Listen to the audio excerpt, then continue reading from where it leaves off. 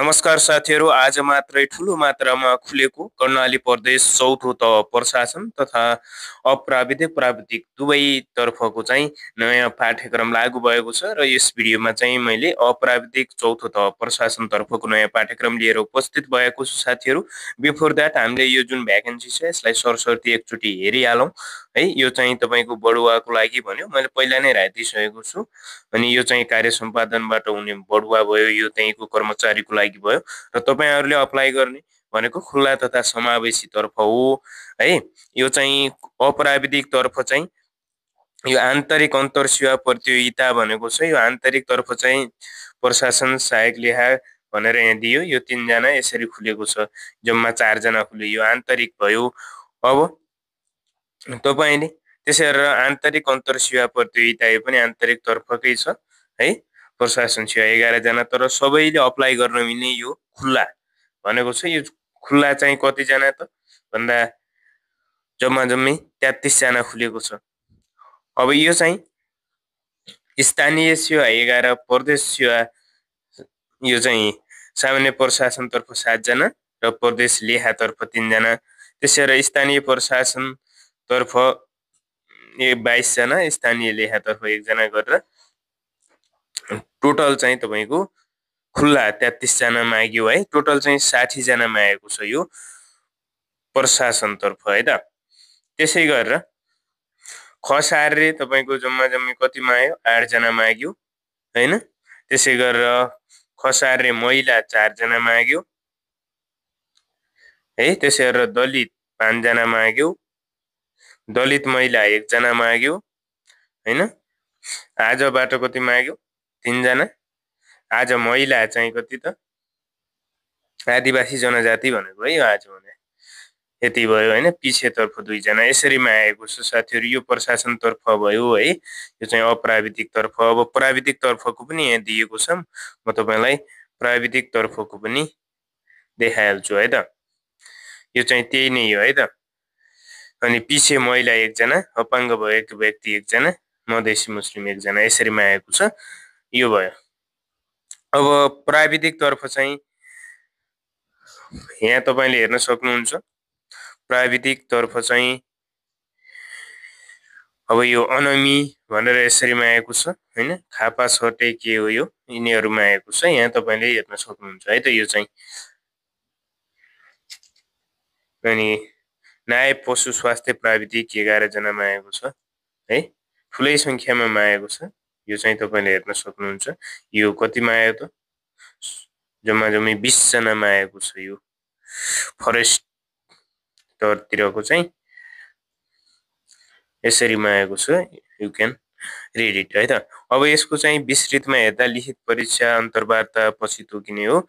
यो चाहिँ प्रत्येक विज्ञापनको लागि 400 रुपैयाँ तिर्नु पर्यो र थप तपाईले जस्तो तपाईले प्रशासनतर्फ खुल्लाबाट भर्नुहुन्छ 400, खुल्ला र महिलाबाट भर्नुहुन्छ 600 हुने भयो, 200 थपिने भयो। अनि खुल्ला महिला खसारेबाट भर्नुहुन्छ अरु 200 र 800 यसरी जाने हो है त। यो चाहिँ अनलाइनबाटै भर्न मिल्छ है, अनलाइनबाटै भर्न मिल्छ। यो आएको गुगल वा क्रोममा गएर कर्णाली प्रदेश सर्च गर्ने, त्यसपछि अनलाइन एप्लिकेसन हुन्छ, त्यसमा क्लिक गरेर ल आइडी बनाएर गर्दा हुन्छ है त। त्यसपछि यो कुरा भयो। अरु त यो तपाई थाहा पाइहाल्नुहुन्छ, सर्भरमा गएर भरे भइहाल्यो। अब सिंगल दस्तुरमा वैशाखको 15 गते, डबल दस्तुरमा वैशाखको 22 गतेसम्म भर्न पाइयो। 10 क्लास पास गरेदेखि पुग्छ है त।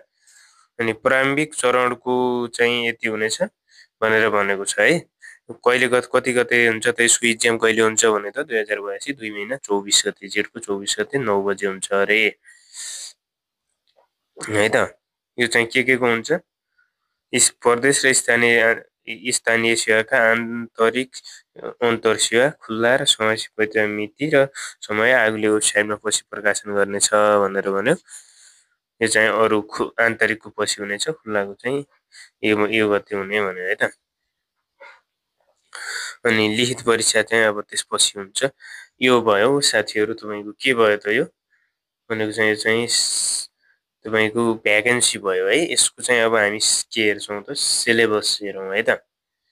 ओके साथीहरु, यसको सिलेबस चाहिँ नयाँ सिलेबस हो, नयाँ सिलेबस तपाईँको लागू भएको हो। त्यो हुनाले नयाँ सिलेबस कस्तो छ त्यो कुराहरू हामीले हेर्छौँ है त।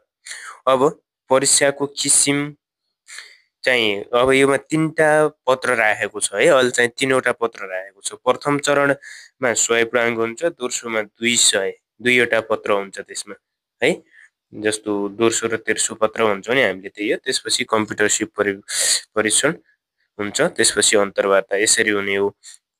अब यस ठ्याक्कै खरिदारको जस्तो पाठ्यक्रम छ, सामान्य ज्ञान 30 दुना 30वटा प्रश्न, 2 पूर्णाङ्क आधारले 60 आउँछ र यस चाहिँ 45 ल्याउनु पर्छ पास हुनु, र यो जोडिँदैन है त, खरिदारको जस्तै हो। आइक्यू 20वटा हुन्छ, 20 दुना 40, 2 नम्बर भयो, यो चाहिँ आउने मात्रै। त्यसै गरेर अर्को छ द्वितीय चरणमा कार्यालय व्यवस्थापन, 12 सोध्छ हैन, 12 पन्जे 60, 12वटा प्रश्न 5 पूर्णाङ्क आधारले, 4वटा प्रश्न 10 पूर्णाङ्क आधारले गरेर 2 घण्टा 30 मिनेट। त्यसरी कार्य ज्ञान सम्बन्धी भनेको छ 8 पन्जे 40, 6.60 गरेर यसरी सोध्छ है त।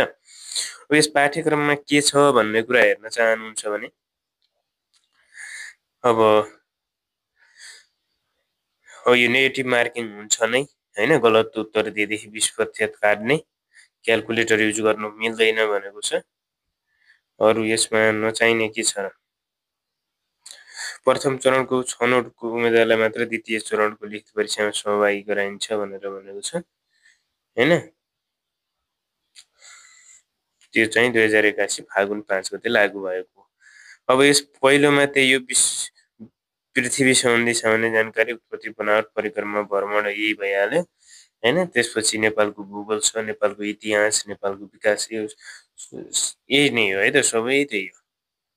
त्यसपछि आइक्यूका क्वेसन पनि सेम त्यही हो हैन। कसरी सोध्छ भनेको चाहिँ यो पृथ्वीको उत्पत्ति भन्ने एउटा प्रश्न सोध्यो, विश्वको, त्यसै गरेर विश्वको भूगोलबाट हो कि विश्वको भूगोल हो कि के हो त्यो, नेपालको भूगोलबाट 3वटा सोध्यो, यसरी यहाँ दिएको छ है। त्यसपछि अर्को भनेको छ द्वितीय पत्र कार्यालय व्यवस्थापन, जसमा कार्यालय व्यवस्थापनबाट 40 पूर्णाङ्क सोध्छ, दर्जा चलानी यिनीहरूबाट। संविधान र नागरिक शिक्षाबाट 30 पूर्णाङ्क 70 भयो। त्यसै गरेर गणित 30 पूर्णाङ्क गरेर 100 पूर्णाङ्क सोध्यो। त्यसै गरेर तृतीय पत्र 3वटा पत्रमा चाहिँ तपाईँको सार्वजनिक सेवा व्यवस्थापन भनेको चाहिँ यो प्रदेशकै रिलेटेड हुन्छ धेरै जसो हैन। यसमा चाहिँ 40 पूर्णाङ्क सोध्छ। त्यसपछि लेखा प्रणाली र आर्थिक प्रशासन 30 पूर्णाङ्क सोध्छ।